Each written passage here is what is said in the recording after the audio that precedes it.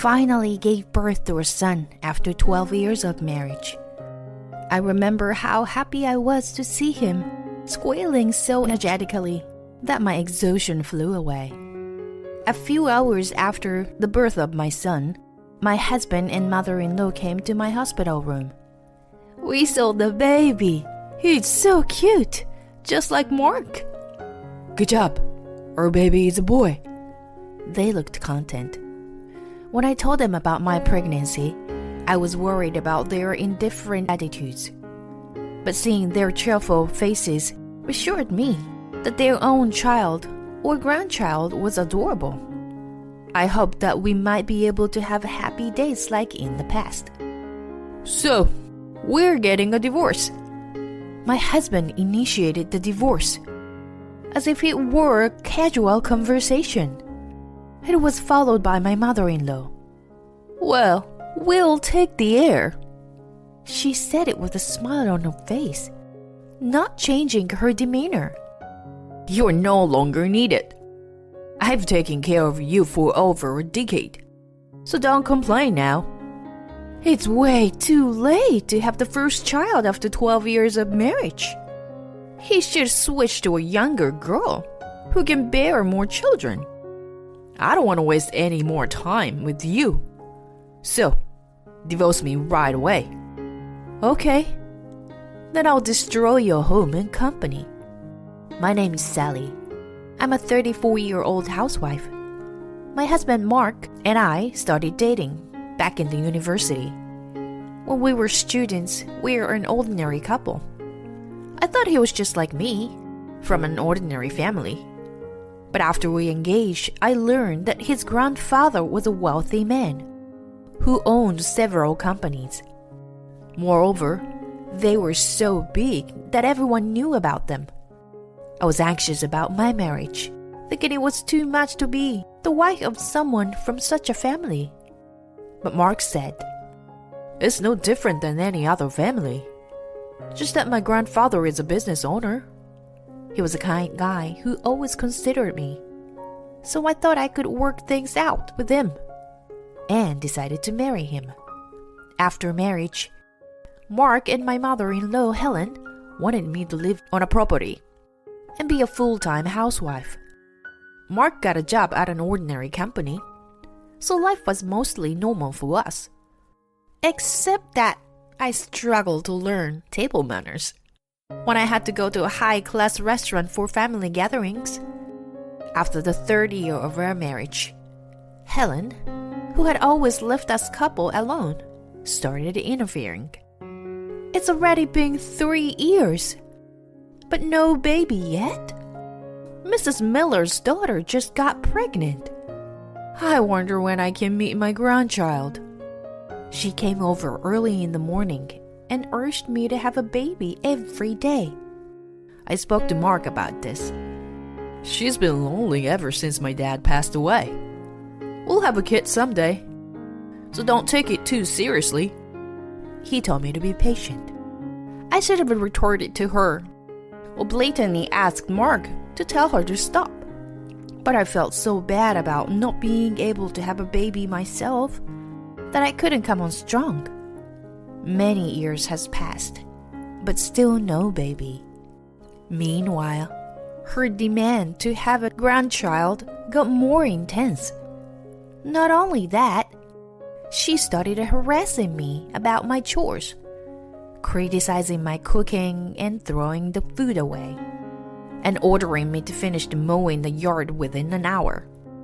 Once I told Mark that I was tired of the attacks from his mother and wanted him to do something about it.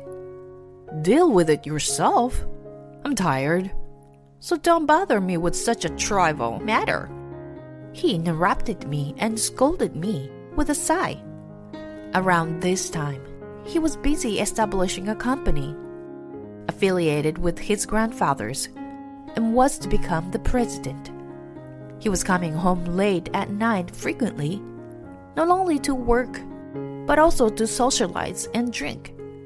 And when I tried to talk to him, most of the time, he was too exhausted to listen to me. The numbers of occasions we spoke to each other became less and less, and our relationship as a married couple was diminishing. Even so, I thought that if Mark's work settled down and we had a child, we could go back to the days when we were close. So, I started infertility treatment. During the treatment, I often felt tired and couldn't do what I wanted. And I was also anxious that I wouldn't be able to have a child. It was mentally and physically exhausting. But I somehow managed to hang on, dreaming of a happy life for our family. As a result, we were finally able to have a child after 12 years of marriage. When the doctor told me I was pregnant, I wanted to jump up and down for joy. I called Mark right away. "Are you busy? Sorry to bother you. I just saw the doctor and I'm pregnant." Oh, good. I'm busy right now, so I have to go. His reaction was so cold that my high spirits disappeared. When I told Helen, Finally, I thought I wasn't going to have a grandchild. there was no words of joy or no congratulations, but only the reaction I didn't expect. So I was quite disappointed. Even after the news, Helen didn't stop harassing me, but continued ordering me to clean her house and stealing the meal I prepared, which added more burden on my shoulders. Mark was still coming home late and we didn't have time to talk. My feelings started wavering around this time. Should I get a divorce? But we might reconcile after the baby is born. A half year later, I gave birth to my son. I remember how happy I was to see him squealing so energetically that my exhaustion flew away. I would have loved to have Mark with me there, but I told myself that he was too busy. He and Helen came to visit me a few hours later. I was surprised to see them both, as they never said they were coming. But I didn't say anything, thinking they were just rushing in to celebrate the birth.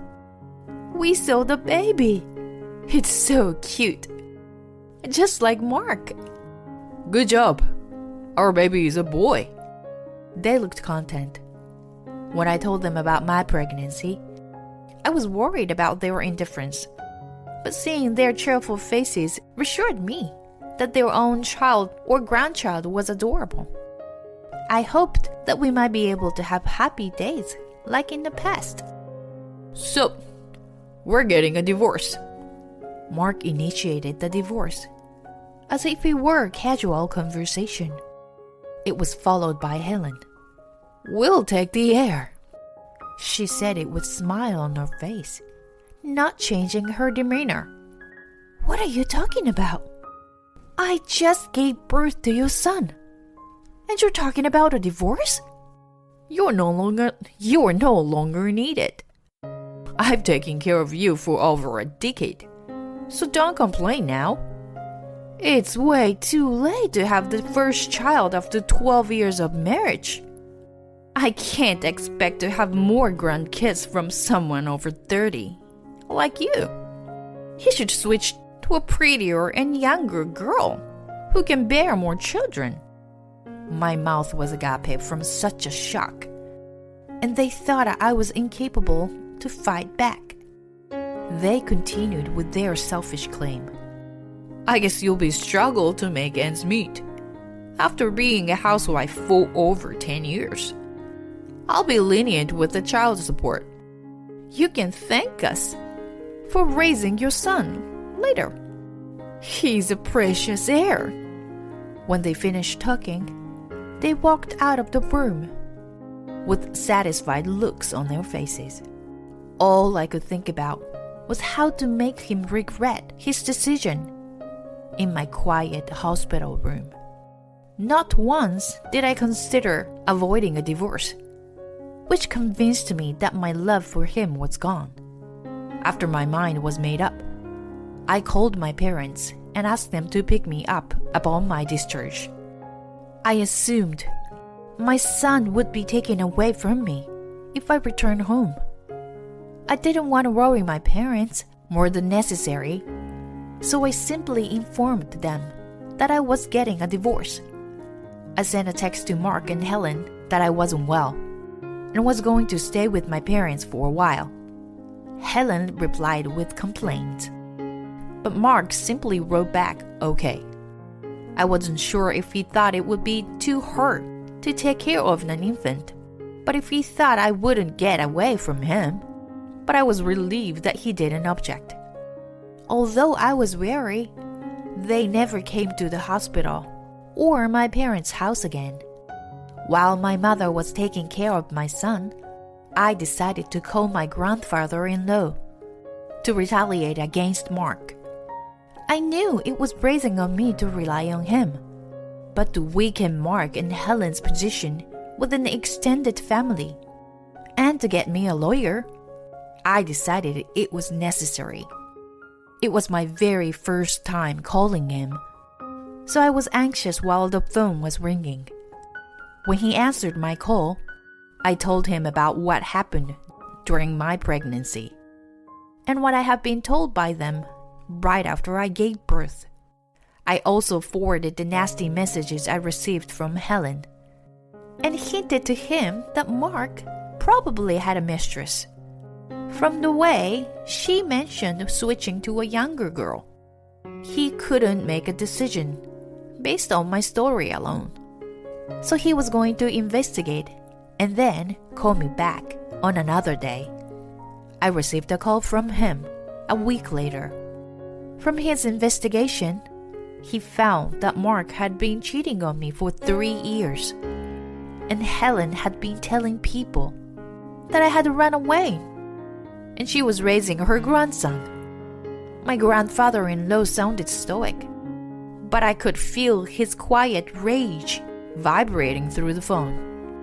To gather more evidence of adultery, I found a private detective to tell Mark, and my grandfather-in-law referred me to a seasoned lawyer. The more and more evidence of infidelity came out. His mistress was a gentle-looking girl in her early 20s. There were pictures of Mark going into her apartment, of him happily arm in arm with her, and of them going into our house together. There was a picture of the girl chatting with my mother-in-law, so she must have known about the affair. I was ready to retaliate. When my health was back to normal, Mark and I decided to discuss our divorce. We met in the meeting room at his company. Mark and Helen were already seated when I showed up with my lawyer. "Where's my grandson? You never let me see him since his birth." Helen grimaced at me. "He's with my parents." "You are too clumsy and not the best at raising a child. So give him to me now." "You hide in your parents' house and bring a lawyer with you? I was going to let you go without child support and alimony. But if you're willing to fight, I'll be thorough. 2. What do you mean by alimony? I'm going to take over my grandfather's company one day. And yet, I took care of a childless woman for over a decade. So it wouldn't be worth it if I didn't get alimony." Mark sneered, and my lawyer looked at him coldly. "I wonder which one of us would end up paying alimony." "Huh. Look who's talking." "Helen, let me check again. I'm having a hard time having kids, and I'm not getting any younger. So you want Mark to marry a younger girl?" "Right. You're not so bright, and have no awareness of what kind of family you married into. We need a healthy, obedient, childbearing bride. Do you agree with her, Mark?" "Sure. I don't want to waste any more time with you. Let's divorce as fast as we can." Both of them said exactly what I wanted them to say, which made me grin. "Okay, I'm glad to hear that. Now I'm going to destroy you and your company. Huh? Huh? They rolled their eyes at each other And then burst out in laughter. You? Who do you think you are so succeed doing such a thing?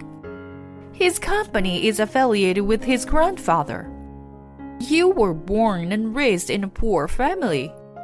There's no way you could do that. They continued to mock me for a while. Well, let's have a look at these first. I presented them with dozens of pictures on the table. Both of them immediately shut off their laugh and became serious when they saw them. So, what are they got to do with us? You may be mistaken. This woman is my friend from the university, and I was just being consulted about her career. I see. Then how about these? I pulled out a voice recorder and played a conversation between him and his mistress about their honeymoon and married life. Both Mark and Helen turned pale when they heard the recording. What the hell is this? I got nothing to do with it. I hid a voice recorder in the house while you two were gone a few days ago. By the way, I bought it to get evidence of Helen's harassment. I expected Mark to deny everything when I showed him the pictures. So, I installed the voice recorder to make sure they couldn't get away with it. But we've been separated since you went back to your parents' house. So our marriage is being broken. We haven't been separated. I just went back home after the baby was born. In any case, I know you've been seeing her for 3 years. I have proof. That's a lie. Show me if you do. I met up with your mistress. I asked her to meet me since I had an impression that she might not know he was married. After hearing the recorded conversation, I was right. She was aghast and on the verge of tears when she found out. She led me to read the correspondence between Mark and her. I'm lonely right after a divorce. Will you accept me even though I'm a divorcee? There were several messages about him being single. I had taken pictures of those as proof of their affair. He was speechless after I showed them to him. It's disgusting that you're not only cheating on me, but also deceiving her by not telling the truth. I wonder what the people at work would think if they knew about this. You think you were threatening me with that? How could a company go out of business over something as trivial as cheating? Right. So it's okay that he has been listening? I showed him a screen on my phone, which had been on the line with my grandfather-in-law. Mark and Helen suddenly looked agitated and couldn't say anything other than, "No, wait. He's too busy to join us here." But he was concerned about me, so he has listening over the phone. He also helped me to get the evidence of your adultery. As soon as Mark heard me, he fell to the floor. I am very sorry. This is just a small marital dispute. When he started excusing, his grandfather scolded. A man who failed a woman he promised to protect wasn't capable of running a company. He said he was going to discipline Mark later and hang up the phone. Mark was still on the floor, frozen like a statue. Helen was pale as a ghost. Now, you know you can't get away with it. So, let's discuss child support and alimony. I was content to see the despair on Mark and Helen's faces. So I was going to let my lawyer take charge and wrap up the negotiation quickly. Let's not get divorced after all. The child should be with the birth mother. Drenched in his cold sweat, he suggested with a quivering smile. I laughed at his awkward expression and said, "You're right." His face immediately turned to a natural smile. My son needs a mother, but he doesn't need a father like you. Let me say it from me, this time. You're no longer needed. So, please divorce me. Showing the despair on his face, he held his head with both hands. My lawyer and I ignored him and continued the discussion. It didn't reach an argument on that day, and Mark also hired a lawyer.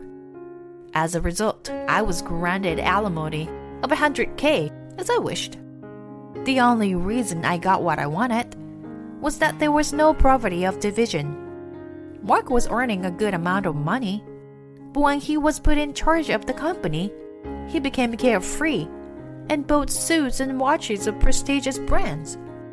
I asked once if he was saving, and he said now was the time to spend, and he kept splurging. I suspected that he wasn't saving. And just as I thought, his account balance was only a few $100s. As there were no savings, Mark and Helen had cashed in numerous brand name items to pay alimony. But it still wasn't enough, and ended up selling their house. They moved into a small apartment and started a new lives. His company lost affiliation with his grandfather, and the companies he was dealing with pulled out, so he went bankrupt. The employees who lost their jobs were taken in by his grandfather. He managed to find a new job, but his salary became half of what he used to make. It was impossible to make a proper living. So Helen, who had been housewife, needed work, a part-time job. The two incomes should have been enough to make a living for them. But Mark needed to pay child support, and both of them couldn't downgrade their lifestyle. So the amount of debt kept increasing. I heard Helen ask for help from her relatives. They didn't even decline, but ignored her completely. My recording of her harassment that was passed around among them seemed to be effective. It's been a year since the divorce. Mark has never asked to see his son. I wonder if he wants to, but he can't even pay his phone bill. That there's no way for him to get in touch with me. Either way, my son and I are enjoying our peaceful lives without having to deal with him and Helen. I can't imagine raising my son together with them. I'm grateful now that Mark initiated a